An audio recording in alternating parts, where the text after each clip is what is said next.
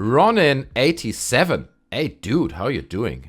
Drink to you. Okay, this is the rule. You're new to here, I think. Have I seen you before? If I have, I apologize. Hey, not trying to kill the mood. But do you think you're being a little harsh on Elon Musk considering that Jack Dorsey's silence suppressed a lot of conservative voices? Let's talk about this, Ronin87, okay? I appreciate the comment, don't worry. Can talk about this. You're phrasing it in a very nice way, okay? So you're not being offensive. It's a reasonable question. But the answer is no, okay? First of all, it wasn't Jack Dorsey. It's not that Jack Dorsey is Elon Musk who sits there and is like, he's gone. It's like, doing the Caesar thing, which Elon is quite clearly actually doing, which is ridiculous. Here's the big difference. Okay, and I said this in my video. I don't know if you saw my latest Elon Musk video. I said it in that as well. But first of all, it wasn't that like, let's per se ban all these 50 right-wing accounts because they are bad and we don't like right-wingers. It was always a very carefully considered decision. For example, Alex Jones got banned after literal people committed heinous crimes that were clearly inspired by what he said, okay? And people are still nowadays harassing the parents of those victims from that shooting, the Sandy Hook shooting. And he was the only real voice, the only loud voice that has this reach, that propagated this stuff. So he abused his platform in order to cause real-world harm that literally led to harassment.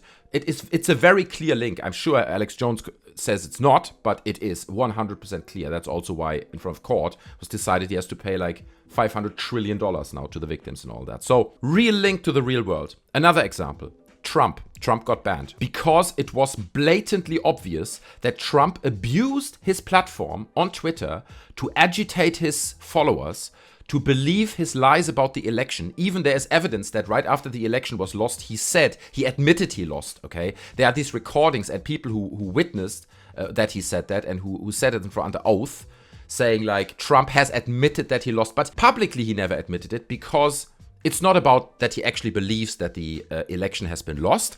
It's just about clinging to power, okay? That's what he does. So now he is abusing his platform on Twitter to actually cause an insurrection, to actually forcefully try to overthrow the government. So again, physical link between what people are doing, Trump in this case, and an insurrection, okay? So there is a more than clear breach in the terms of service. Like you are agitating people to do horrible things in the real world. And there are more examples, whether it's like the Club Q shooting that just happened a few days ago.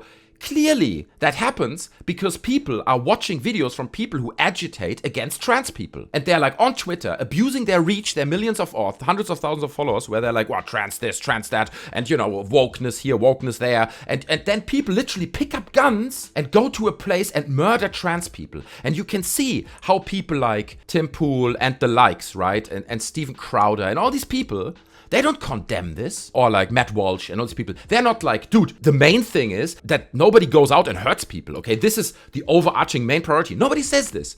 It's like, yeah, well, they were hosting these trans parties and they was like, bro, this is so messed up. So again, people abusing their platform in order to cause real world physical harm to people, to human beings. That's not cool. So these people get banned because they literally abuse this power to harm people in the real world. If people like Jack Dorsey or the old Twitter, so to say, would really just want to be like, oh, you know what? We hate conservatives. We hate all these right-wingers. Let's ban right-wingers. Then why are people like Marjorie Taylor Greene still on Twitter? Why do so many seriously disturbed individuals still had a voice and have never been banned under this previous leadership? And now let's talk about Elon. He believes people like Andy Ngo, okay, who is like a hardcore right-wing conspiracy fascist type of guy. That guy manipulates opinions left and right. I'm not saying, oh look, Antifa has never done anything. There was never a riot where Antifa did anything bad or hurt someone or smashed up a car or lit up a shop or whatever, okay? Stuff happened. I'm not marginalizing it, okay? But what these people are doing is they're exaggerating it into high heavens, and they are creating a threat where there is no threat. It's not a real threat to the level of how these people are selling it. It's just not. if you really look at it. But Elon believes it. Elon believes people like Andy Ngo, okay? So he's like, hold on a second, this is really concerning, this article that you wrote yourself, in which you exaggerate everything as much as you can. This is such a concerning article, Andy. Let me ban these accounts. These accounts have not literally harmed or did something against the terms of service of Twitter. And that's confirmed by this message that I also read, that I don't have the tweet here now, obviously, but that I read in my video. Go check my video on it, where these people say, we actually received an email from Twitter that says you've been banned, but you did not go against the terms of service of Twitter. You did not. They did not. So that's the big difference. The right-leaning bans that happened under the previous leadership were very cautiously considered and not blindly like, you know what, Marjorie Taylor Greene, I guess she's dangerous, which I would agree with, but we're just banning her as well because she's dangerous. Let's make something up. They didn't do that. It was very cautiously considered. Only when it already almost went too far and real-world harm happened and people died and got harmed,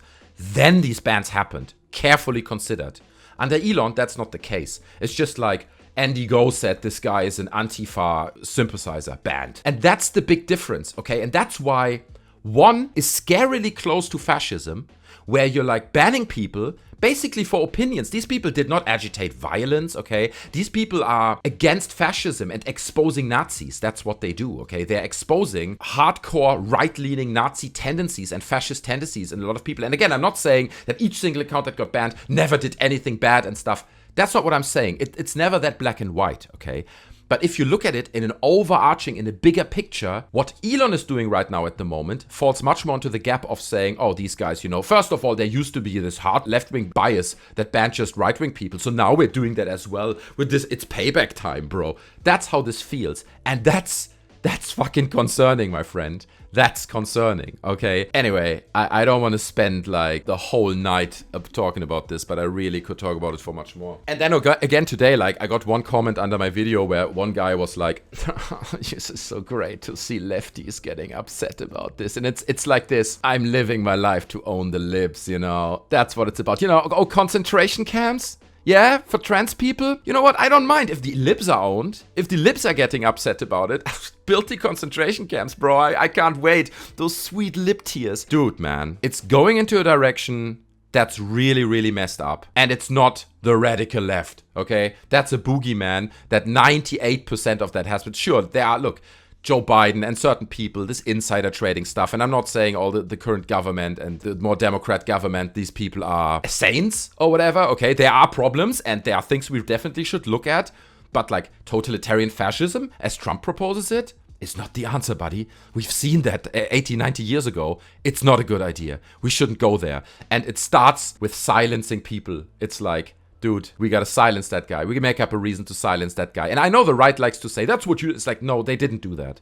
Like, every ban was really, really carefully considered on the right. So that's the big difference. I hope that helps, okay?